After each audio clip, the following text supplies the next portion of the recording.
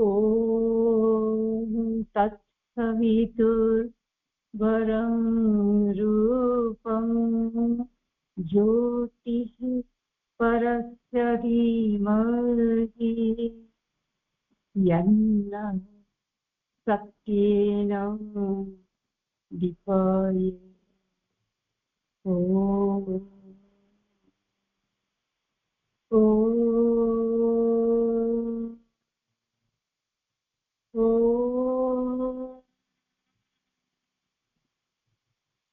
ॐ मां श्री अरविन्द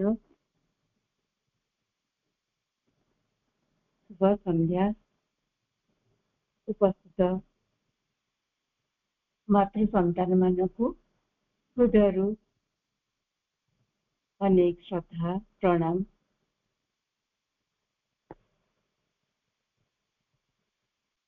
दिव्य कृपा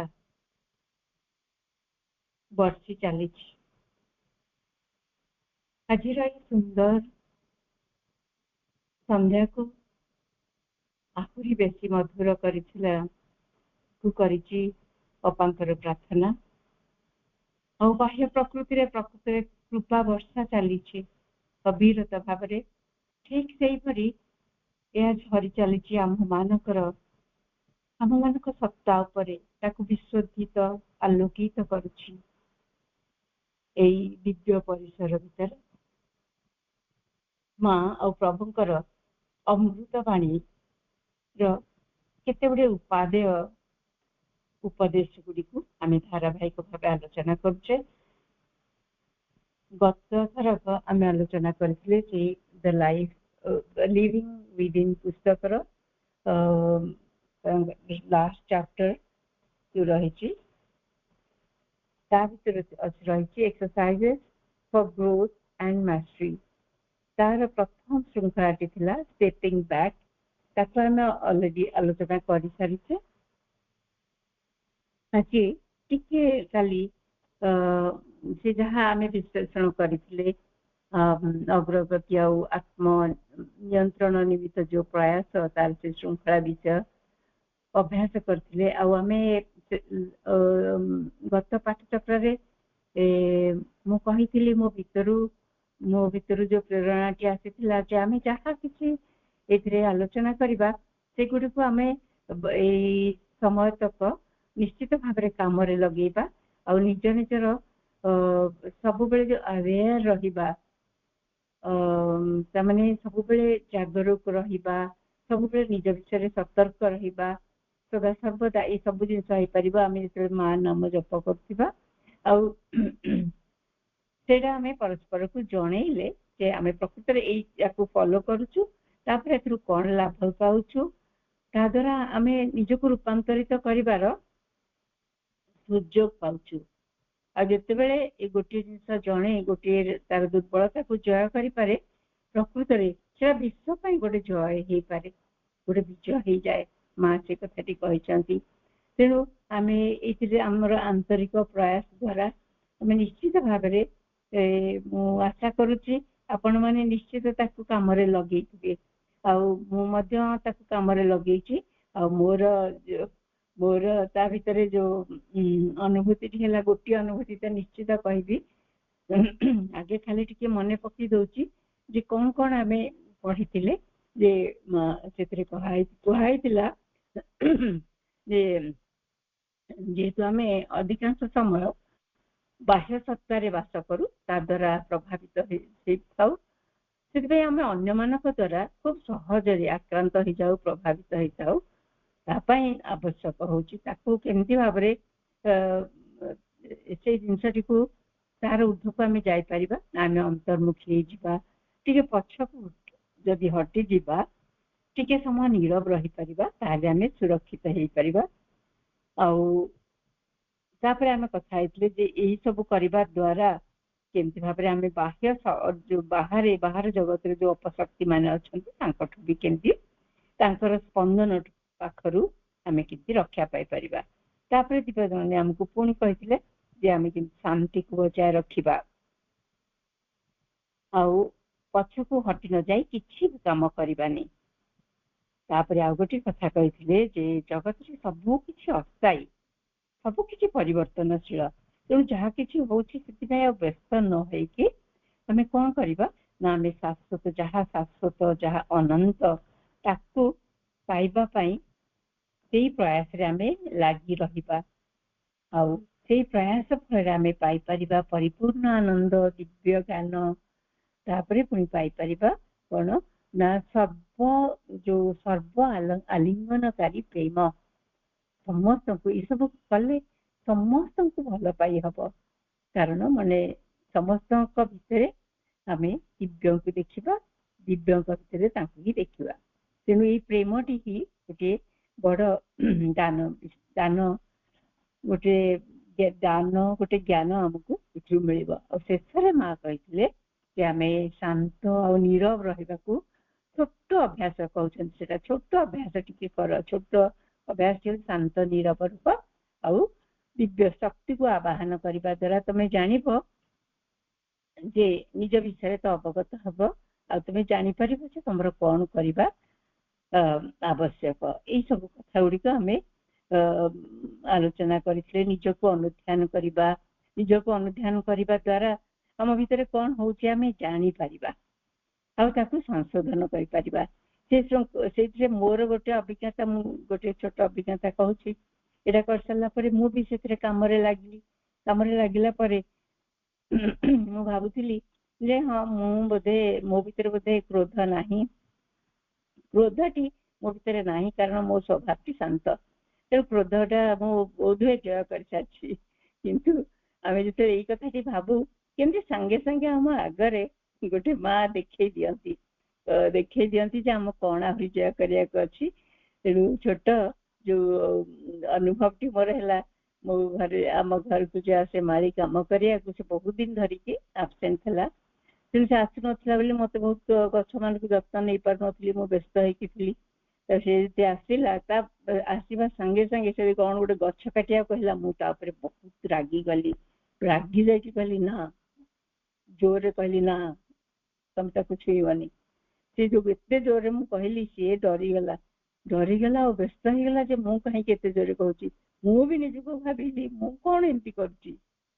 ଟିକେ ପଛକୁ ଘୁଞ୍ଚି ଆସିଲି, ତାପରେ ବୁଝିଲି ଯେ ଏଇ ସବୁ ହେଇଛି କାରଣ ମୋ ଭିତରେ ଯୋଉ ବିରକ୍ତି ତା ପ୍ରତି ଥିଲା, ସେଇଟା ଜମାଟ ବାନ୍ଧିକି ଥିଲା। ତାକୁ ଦେଖୁ ଦେଖୁ ପୁରା ଓହ୍ଲେଇ ପଡିଲା ତା ଉପରେ। ତାପରେ ପୁଣି ଟିକେ ସମୟ ନୀରବ ହେଇକି ତାକୁ ପୁଣି ଭଲରେ କହିଲି, ଦେଖ ତୁ ଆସୁନଥିଲୁ ବୋଲି ଗଛ ଗୁଡା କେତେ ଅସୁବିଧାରେ ଥିଲେ, ମୁଁ କିଛି କରିପାରୁନଥିଲି, ସେଇଥିପାଇଁ ତ ସେମିତି କହିଦେଲି। ତେଣୁ ଛୋଟ ଗୋଟେ ବିଜୟ ମୁଁ ହାସଲ କଲି, ଏଇଟା ନିଜେ ଜାଣିପାରିଲି। ସେମିତି ଆପଣ ମାନଙ୍କର ଅନେକ ସବୁ ଅଭିଜ୍ଞତା ମଧ୍ୟ ହେଇଥିବ। ତାପରେ ଆଜିର ଯୋଉ ଅଭ୍ୟାସଟି ଆମେ ପଢିବା, ଦ୍ୱିତୀୟ ଅଭ୍ୟାସଟି ହଉଛି ଜୀବଜନନୀ ଯୋଉ କହିଛନ୍ତି କେମିତି ଭାବରେ ଆମେ ଆତ୍ମ ସଚେତନ ହେଇପାରିବା, ସେଇ ବିଷୟରେ କହିଛନ୍ତି। ବିକମିଂ ଆୱେୟାର ଅଫ ୱାନ ସେଲ୍ଫ, ଆପଣର ଯୋଉ ଆତ୍ମସତ୍ତା ସେଇ ବିଷୟରେ କେମିତି ଆମେ ଅବଗତ ହେବା ଆଉ ସେଇ ବିଷୟରେ ସଚେତନ ହେବା।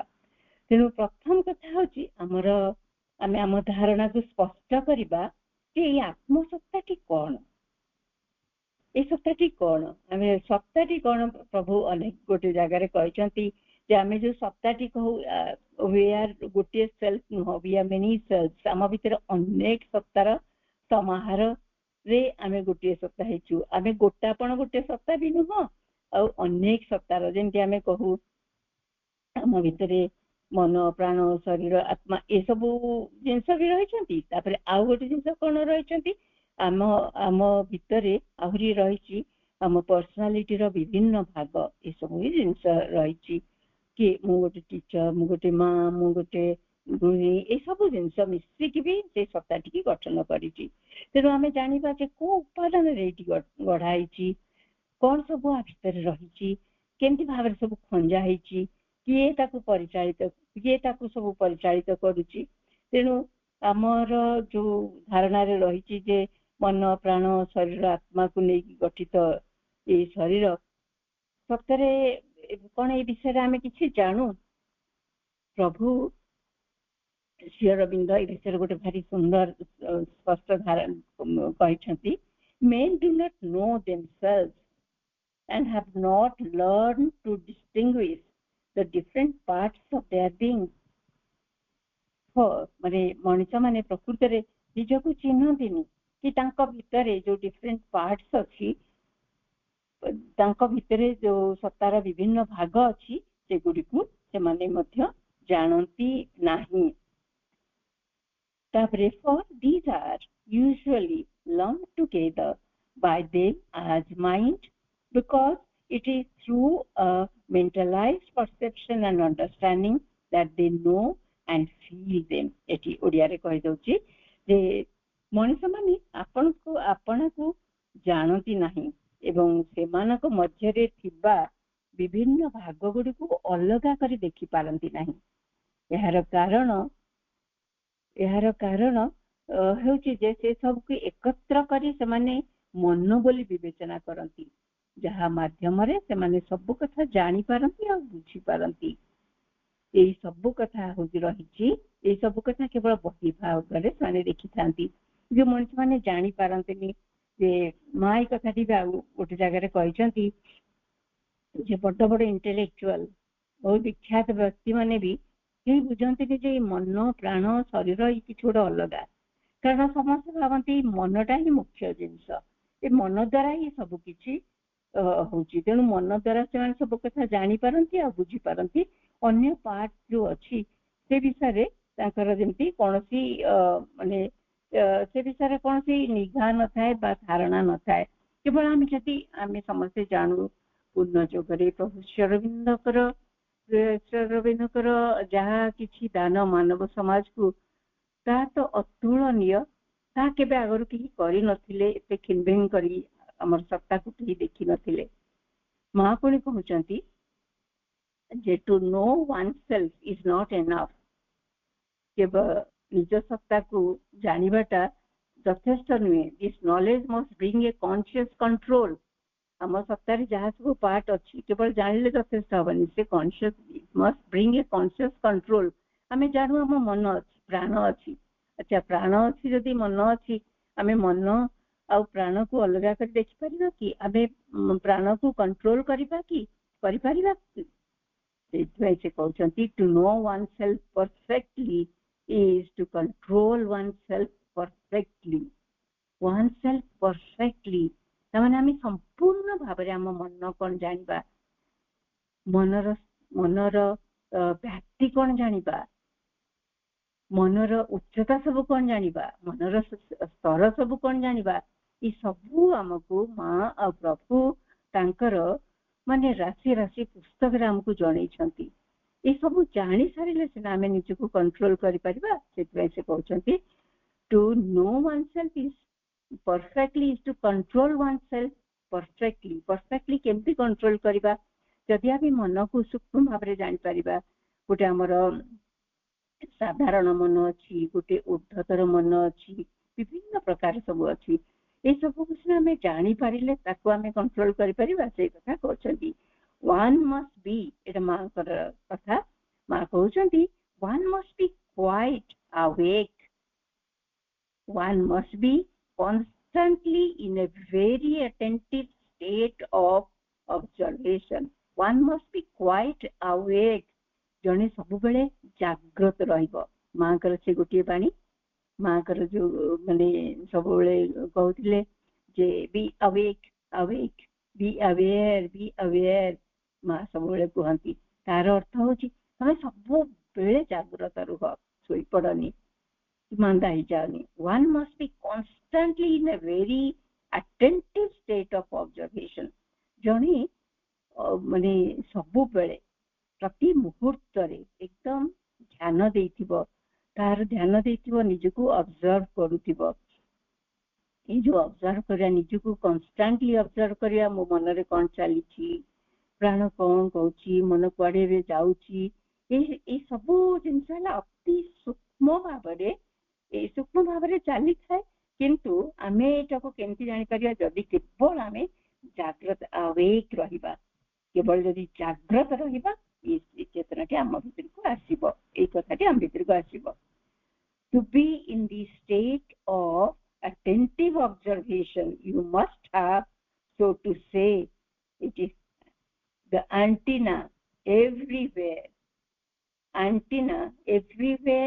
which are in constant contact with your center of consciousness. एटा केते सुंदर कथा हमें धीरे धीरे बुझिबा जे मां कहउछंती जो केमती तमे to be state of attentive observation तमे सब बेले केमती निजको ऑब्जर्व करूथिबो केमती सेति पई दरकार कोन मां कहउछंती गोटे एंटेना एवरीवेयर एंटेना जेमती हमर एंटेना थाई टीवी रो एंटेना सब थाई सब जिंस कैच करे सेमती गोटे एंटेना टा खोला है कि रहिथिबो तमे जेमती कांस्टेंट से एंटेना टी कोन होथिबो antenna everywhere which are in constant contact with your center of consciousness. हमर जो center of consciousness अछि सेटा कोनटा हमर सत्य सत्ता सेही सत्य सत्ता संगे से जेमती सब जिंस जानि पारुथिबो आउ ताकू सब जिंस संगे युक्त करके रखिबा को पड़िबो नले आमे मनटा कोठी जगह बुलुची प्राणटा आउ कोठी जगह रहउची केवल जेते बेले से चैत्य सत्ता संगे जहाँ किसी घटुची एंटेना में जहाँ सब किसी से कैच करि परिबो ताहाले जाकी आमे प्रकृति रे अटेंटिव रहउची बोली बुझिबा जे कहउछथि the true self, but the true self mastery can come only when different parts of the being are which are normally divided, conflicted or unified around the inmost center of our being, the soul. Eighty प्रकृत कथाटी कहले हमर जो part गुडिक अछि हमर जो मन प्राण शरीर आत्मा ई सब गुडिक विभिन्न जगह रे माने तांको ऊपर कंट्रोल आनिबा को हेले ई जो सब पार्ट गुडिक जो माने भाग भाग हे कि थांती से माने तांकर से माने गोटे गोटापन हे कि रहि दथांती बा गोटे निटोल हे कि न थांती माने मनर गोटे पार्ट लोअर पार्ट टी चाहुथिबो जे मो जाय टिके बुली आसे तार हायर माइंड पार्ट ता कहथिबो ना ना मोइटी टिके मां कर बटा टिके पढि दिए डिवाइडेड हमर से पूरा परिवार रे प्राण सब के डिवाइडेड हेताय पुनी कॉन्फ्लिक्टेड से माने मन प्राण संगे शरीर संगे सब संगे सत्य जेंती इन कांस्टेंट स्टेट ऑफ वार रे थांती से मानकु यूनिफाई हबा को पड़िबो ता संगे ना तो centre of our being the soul और साइकिक ए सब संगे ए ता संगे कंट्रोल माने हे सारिला परे युक्त हे सारिला परे संयुक्त हे सारिला परे ही हमें प्रकृति रे निजको निजर डिफरेंट पार्ट्स गुडी को जानि परिबा केमति भाबरे तयारी हे कि जानि केमति भाबरे से फंक्शन करूची जानि परिबा हमें हमर चिंता को बुझी परिबा फीलिंग्स को बुझी परिबा हमर मूवमेंट्स गुडी को बुझी परिबा आ हमें कोन हम भितरे कोन कैपेसिटी अछि बोली ताकू भी बुझी परिबा एंड तापरे होची जे आमी जते बेले सब जानि परिबा ए ज्ञानटी जते बेले आसीबो प्रकृति रे सेते बेले आमी जाकी ताकू कंट्रोल करि परिबा to know oneself perfectly is to control oneself perfectly बोली सेठी सेते मा कहछथि तापरे आमी जिबा तेनु माने ए जो ए आकू कहिबार मुख्य उद्देश्य होची जे आमे एई तो माने ए डिस्कशन दे केते गुडे जिंस आसीबो जा विषय हमर स्पष्ट धारणा होबा दरकार प्रथम आसुची कोन हम कहली पार्ट्स ऑफ बीइंग सेटा गला तापरे आसुची हमर कॉन्शियसनेस कथा आसुची तेनु से विषय भी टिके पढिबा भितरे आमे से विषय टिके डिस्कस करबा जे ई कॉन्शियसनेस टी कोन आमे तो सब कथा रे चेतना के सबुतरी चेतना बोली सब कथा रे जोडी दोचे तांकर लेखर जहा प्रभु लिखचंदी consciousness makes the being self aware consciousness makes the being self aware ए चेतना ता कोन करे ना सत्ता को आत्म सचेतन करि दिए and gives it a significance ताकू सचेतना तार अस्तित्व रो माने चेतना ए जो चेतना व्यक्ति को आत्म सचेतन करे तार अस्तित्व को गोटे गुरुत्व दिए बा ता भीतर गोटे प्रयोजन माने ता भीतर गोटे प्रयोजन अछि ता ताकू जणाई दिए आ सारा विश्व को तार मूल्य देखाए এই ଭାବରେ ମାନେ ଚେତନାକୁ ବର୍ଣ୍ଣନା କରାହେଇଛି। ତାହେଲେ ତା ଦ୍ୱାରା ଆମେ ଜାଣୁ ଏଇ ଜଗତଟି ତିଷ୍ଠି ରହିଛି, ଚେତନାର ବିକାଶ ଚାଲିଛି, ଆଉ ଆମ ଅସ୍ତିତ୍ୱର ସବୁଠାରୁ ଏଇ ଚେତନାଟି ହଉଛି ଆମ ଅସ୍ତିତ୍ୱର ମୂଳଭୂତ ଶକ୍ତି, ଯାହା ରହିଛି ସବୁର ପଶ୍ଚାତରେ। ମନ, ପ୍ରାଣ, ଇନ୍ଦ୍ରିୟ ଏଇ ସବୁ ଭିତରେ ତା ପଛରେ ସେ ଲୁଚି ରହିଛି ଏବଂ ସୃଷ୍ଟିର ବିବର୍ତ୍ତନରେ ଇଏ ହଉଛି ଗୋଟେ ମୁଖ୍ୟ ଅଂଶ, ଯେ ତାକୁ ଆଗକୁ ଅଗ୍ରଗତି ସହିତ ଅଗ୍ରଗତି କରାଉଛି। ତାପରେ କଣ ହଉଛି, ଏଇଟା ତେଣୁ ଚେତନା ହଉଛି ଗୋଟେ ଡାଇନାମିକ ଜିନିଷ। ଏଠି ଆଉ ଗୋଟେ ଲାଇନ ପ୍ରଭୁ କହୁଛନ୍ତି, it is precisely the consciousness that is at the origin of the psychic। कि जो चेतनाटी आमर साइकिक रो मूल रे रही आम जो कहले माने जो चेतनाटी होची आम सत्तार सत्ता, जहाँ होची अनंत, सर्वव्यापी, सर्व आलिंगनकारी, से जो वैभव तार गोटे अंश। तेणु एटा होची जे जो चेतना सब मूल रे रही, सृष्टिर मूल रे चेतना रही, सृष्टि को धरी रखी, परिचालित करुची, आउे आम आत्मसत्ता भितर भी रही, आमको से केमती परिचालित करुची, आमे सेही विषय सचेतन हवाई प्रकृतिर प्रयासटी होची, आमे सेही विषय केमती सचेतन हवा। ताहले केवल आमे जते सचेतन हवा ए विषय ताहले आमर आसीजीव कौन, आमे निजको गढ़ी पारिबा, कंट्रोल करि पारिबा, आत्मनियंत्रण कथाटी आसब।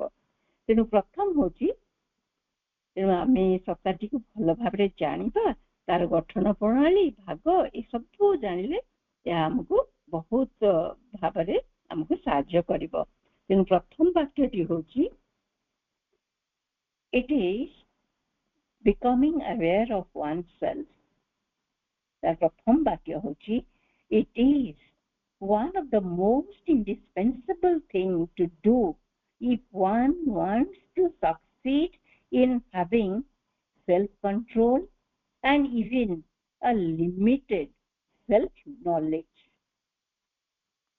होची जे जणे जदि आत्मशृंखला एवं सामान्य मात्रा रे आत्मज्ञान लाभ करने को चाहे, तेबे सबुठारु अपरिहार्य कथा हेउची आपण चेतना को गोटे केंद्र रे माने जानिबा। प्रथम होची जे आमे having control limited self knowledge, तापर से सेंटेंस राउ टिके आगो जाई आ कलोन दे की प्रभु लिखुछंती, Ma बुझौछंती, to be able to localize one's consciousness and move it about in the different parts of one's being in such a way as to distinguish between one's consciousness and one's thoughts, feelings, impulses, become aware of what the consciousness is in itself। तेणु एठी सहज भाव बुझा गले जे जड़े जदि आत्मशृंखला बा सामान्य भाव आत्मज्ञान लाभ करने को चाहे, ताहले से कौन करिवो ना, से तार जो चेतनाटी सबुठार अपरिहार्य कथा होची, सबुठार इम्पोर्टेंट कथा होची, आपण चेतना को गोटे केंद्र रे माने लोकलाइज करिवो, संकेंद्रित करी तार शरीर विभिन्न सत्ता गुड़िक सह एपरि भावे संयोजित करिवो जेपरि से तुमर चेतना, चिंता, फीलिंग्स, आवेग ये सब गुड़िक भिन्न भाव रे देखिबो। तार अर्थ होची आमे जो माने ये जो डिफरेंट पार्ट्स आम भीतर रही, आमर जो डिफरेंट पार्ट्स गुड़िक रही, आमे जतबे जानिबा से विषय किछि ज्ञान रहिबो, ताले से चेतनाटी को लोकलाइज करिबा, ता माने गोटे केंद्र रे ताकू संकेंद्रित करिबा, आउ ताकू विभिन्न पार्ट जो अछि से बानकू से जगह गुड़ी को से गुड़ी को नहीं जीवा केमती नबा जहाँ द्वारा इन such a way as to distinguish between one's consciousness and one's thought feelings ताले नबा द्वारा जने निजर चेतना आउ ता ता संगरे चेतना ठारू केमती निजर चिंता निजर फीलिंग्स तापर इम्पल्स ए सब गुड़ी को केमती भाबरे अलगा ताको आमे बुझी परिबा ताहले आमे जानि परिबा become aware of what the consciousness is in itself एई गुडी को चेतना ठू अलगा से कथा आमे जानि परिबा केते बेले जेते बेले आमे एई चेतना विषय जानिबा हमर सामान्य सेल्फ नॉलेज हबो हम जेति कहली प्रथम जे चेतनाटी कोन जानिले सेटा चिंता ठू अलगा हमर भावना ठू अलगा सेठी हमर आवेग पाखरु भी अलगा ए गुडी को आमे केम भाबरे जानि परिबा एठी सब आगु जे आंसर लिखिचंती जोटा कि हमको गोटे क्लियर आइडिया विषय रे दबो सब लिखिचंती it is part of the foundation of yoga to become conscious of the great complexity of our nature see the different forces that move it and get over it a control of directing knowledge. We are composed of many parts, each of which contributes to something, to the total movement of our consciousness, our thought, will, sensation, feeling, action. But we do not see the origination or the course of these impulsions. We are aware only of their confused and pale-mell result on the surface, upon which we can at best impose nothing better than precarious shifting. सहज भाव में बुझिले योगाधार गोटे माने प्रभु कहउछन्ती योगाधार गोटे अंश होची योगर जे आम भितर जो माने गोटे जटिल सत्ता ताको आमे जानिबा जे को शक्ति सबु सबु क्रिया कर माने क्रियाशील होछती ता भितर जहाँ माध्यम रे से ज्ञान अर्जन करुची आमे अनेक गुड़िए खंड द्वारा गठित जो माने समग्र चेतना को गतिशील करिथांती जेति आमे कथाले जे मन प्राण शरीर आत्मा ई सब थांती ता संगरे से गुडी को जेते बेले क्रियाशील होंती the feeling impulse ए सब जिनस आसे तेणु आमर चिंता संकल्प इंद्रिय बोध कर्म ए सब गुड़िकर मूल स्रोत को आमे जानूनी जे सेटा कोठु आसुची केमती चालुची तेणु बाह्य चेतना रे तार गोटे आमे केमती बुझू जेहेतु आमे ए सब गुड़िक गोटी गोटी कि जानि न थाउ तेणु तामर बाह्य चेतना रे ताकु गोटे विशृंखला बा खापछड़ा कथा को देखी आमे गोटे तार मनगढ़ा चित्र माने तार गोटे मनगढ़ा चित्र आमे देखाउ तेणु एई सत्ता को जानिबा हम भितरे कोन अछि सेटा केते जरूरी बोली एठी प्रभु कहउछन्ती तापर सेकंड सेंटेंस रे कहउछन्ती and in this way one can learn how to shift it. One can put one's consciousness in the body, put it in the vital, put it in the psychic. That is the best place to put it in matter. One can put one's consciousness in the mind, can raise it above the mind, and with one's consciousness one can go into all the regions of universe.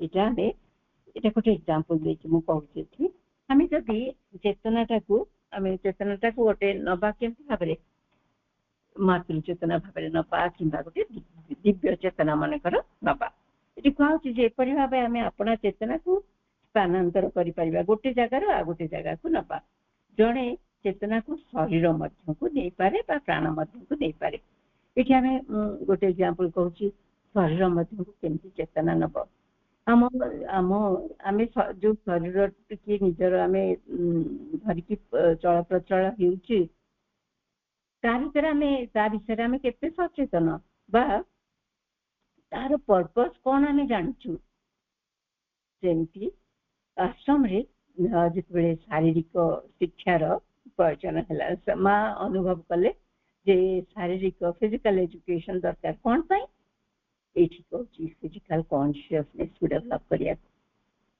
शरीर यथेष्ट नुह खाई P बसी चली यथेष्ट नुह क्योंकि शरीर पर्पस कौन ता भितर कौन अच्छी ता भितर जो कॉन्शियसनेस ता होची सी जो दिव्य उपस्थिति गोटे रही तार गोटे पर्पस अच्छी तेणु माँ जो कहले जे शारीरिक शिक्षा दरकार कारण शरीर को सचेतन हवा पड़ो सचेतन हवा कौन हम एक्सरसाइज कर विभिन्न प्रकार व्यायाम कर विभिन्न खेल खेल ताहले शरीर प्रयोजनीयता होची नॉट दैट टू माने तमे गोटे एकदम बॉडी बिल्डिंग करिवो ता भितरे सचेतनता आसीबो पूर्णता आसीबो जोथि से तैयारी होची ता से बुझी परिवो सेमती मन एठी बुझी होची त निश्चित एठी चैत्य को जते बेले आमे प्राण भितर को नै परिबा साधारण प्राण हुए तो विक्षिप्त हम साधारण प्राणर गुण होची ता भितर उत्साह थाए उद्दीपना थाए आउ ता भितर भयंकर जिनस गुड़ाक भी थाए आम सचेत आम जो चेतनाटा प्राण भितर को नहीं जावा तल हो तार ये जो स्थिति तार स्थिति माने गोटे दिव्य भावना रे आलोकित हो मन को सेमती मन चेतना युक्त जो कौन हम से चेतना युक्त मन ऊर्ध्व मन हो चाहब दिव्यता से दिव्यता को परिप्रकाश कर जानो जे जो सब मनकर जो माने आर्टिस्ट लेखा लेखी करती मनर लेखा लेखा आउ जिते बेले गोटे एकदम ऊर्ध्व स्तर लेखा लेखा से गुड़िक कालजयी कहीं कारण से गुड़िक जो अभ्यंतर गोटे ऊर्ध्व स्तर आसी थाए गोटे विशुद्ध सत्ता संगे युक्त होता है मन जिते बेले विस्तारित हब व्याप्त हब शुद्ध हब केवल जिते से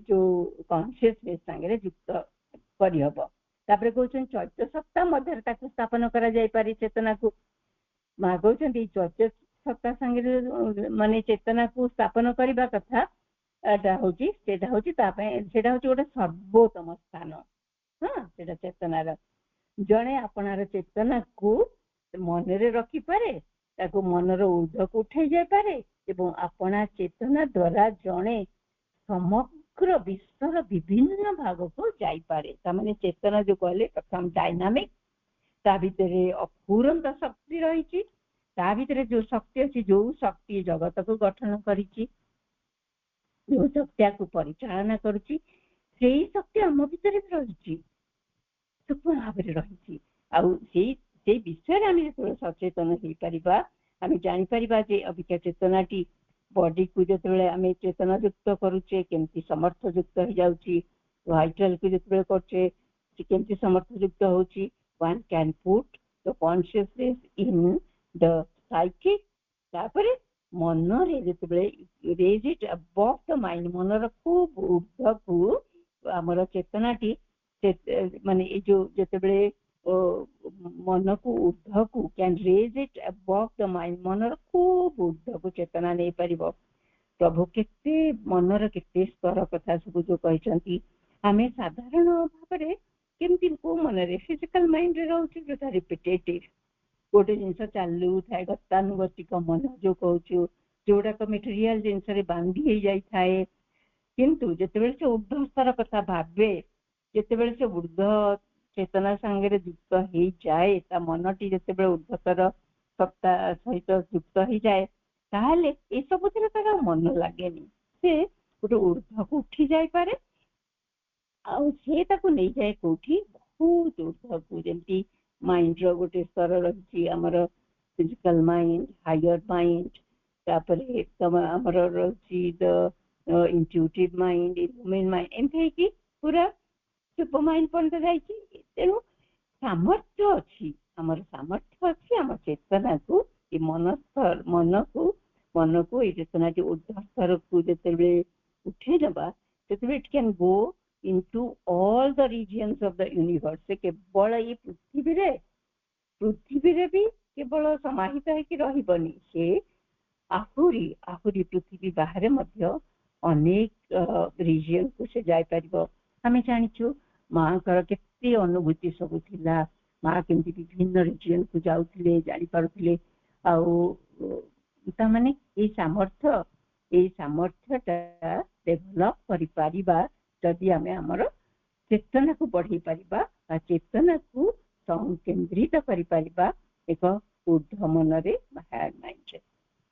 आउ आज मु भाबुची एठी रखी देबा कारण 8टा बाजलानी पुणी नेक्स्ट वीक तापरे आमे विषय आलोचना करबा कारण आकु तर्तर ही सारी देबा को मोर इच्छा नहीं। आमे टिके भल भाबरे बुझिबा ए विषय रे मनन करबा आकु पढ़िबा। मेटा पठेई दिथिली तो ताकु टिके पढ़िबा आउ टिके गभीर को जिबा ताहाले एटा हम पई उपादेय ही परिबो।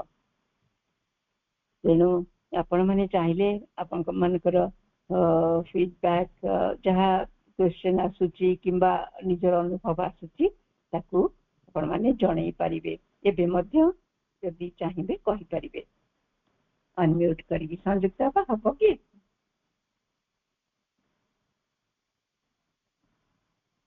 आज्ञा बा। हाँ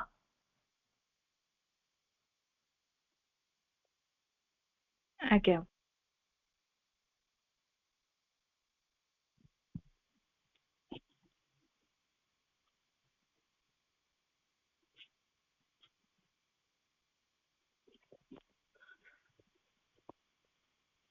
ଆପଣଙ୍କୁ ହୃଦୟରୁ